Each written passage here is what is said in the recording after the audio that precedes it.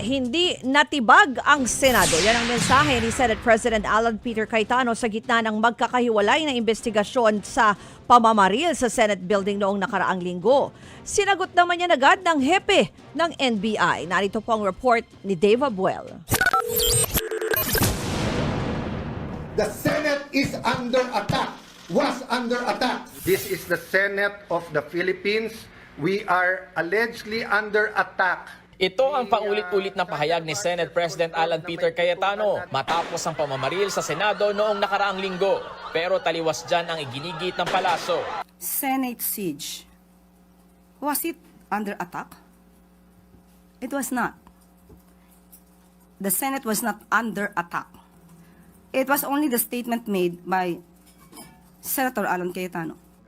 Giit pa ng Malacanang, mismong si Pangulong Bongbong Marcos ay dismayado sa nangyari. Hindi lang sa nangyaring barilan sa Senado, kundi maging sa paglabas ni Senator Ronald Bato de la Rosa sa Senado. Sa huling pangyayari, patungkol dun sa di umano na pagtakas at pagkawala kahit na may protective custody ang Senado, nakakadismaya naman talaga. Kaya maging ang palasyo, nananawagan na rin kay Senator Bato na kusa ng sumuko. Mas maganda po na bilang dating PNP chief at alam naman po niya na may valid warrant of arrest na inisyo ang ICC at katulad ng sinasabi dati ni Senator Robin Padilla, kung walang kasalanan, lumabas. Pinaiimbestigahan naman ni PNP Chief Police General Jose Melencio Nartates Jr. ang umano'y pag-convoy ng isang police vehicle sa van na pinaniniwala ang sinakyan ni Senator Bato de la Rosa. Mag-aalas 3 ng madaling araw nitong Huwebes nang makita ng News 5 ang itim na van na pinaniniwala ang sinakyan ni Senator Bato palabas ng Senado. Kasunod niyan ang isa pang puting sasakyan na may markings ng Pasay City Police. Nauna nang kinumpirma ng Pasay Police na ang hepe nilang si Police Colonel Joselito De Sesto ang sakay ng naturang police vehicle. Pero hindi raw ito bahagi ng anumang convoy o escort ng sinumang personalidad. Samantala, tinanggap na ng Senado ang suspension order ng Ombudsman laban kay Senate Sergeant at Arms Mao Aplasca. 6 na buwan na suspended without pay si Aplasca na umaming nagpaputok ng warning shot na nagsimula ng gulo sa Senate building. Tinanggap na rin ng Senado ang sabina para sa mga CCTV footage. Noong mangyari ang tensyon, handa naman daw makipagtulungan si Cayetano sa investigasyon. Sabi ko, gumawa kayong 2 copies, pero sa harap nila kayo gumawa ng 2 copies para alam yung original. Doon sa DOJ at saka sa Ombudsman, wag sila mangamba na matamper yon kasi hawak na ng gobyerno right after the incident. May mensahe naman si Senate President Cayetano sa National Bureau of Investigation o NBI.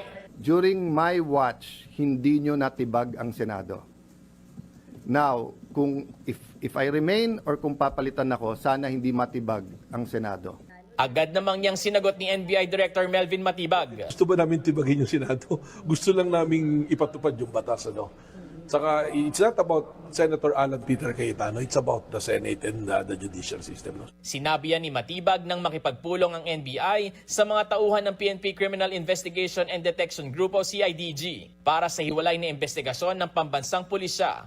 Pagtitiyak ng NBI, wala silang itatago. We participated in the ongoing investigation of CIDG, so lahat ng tao na nagpunta doon sa GSIS, tsaka yung kung ano mga tanong nila sasagutin ng NBI.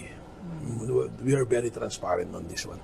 Sa ngayon, kinumpirma ng PNP na positibo sa paraffin test ang NBI volunteer na si Mel Oragon na itinuturong suspect sa nangyaring gulo sa Senado. Pero hindi pa masasabi sa ngayon na nagpaputok nga siya ng baril. Nakapagpiyansa na si Oragon para sa mga reklamong direct assault at paglabag sa Comprehensive Law on Firearms and Ammunition.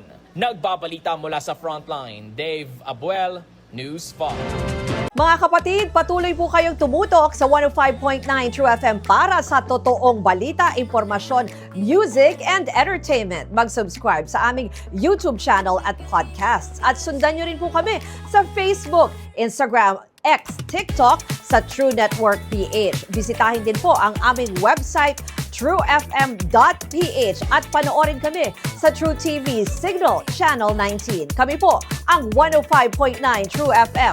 Laging true sa'yo, kapatid.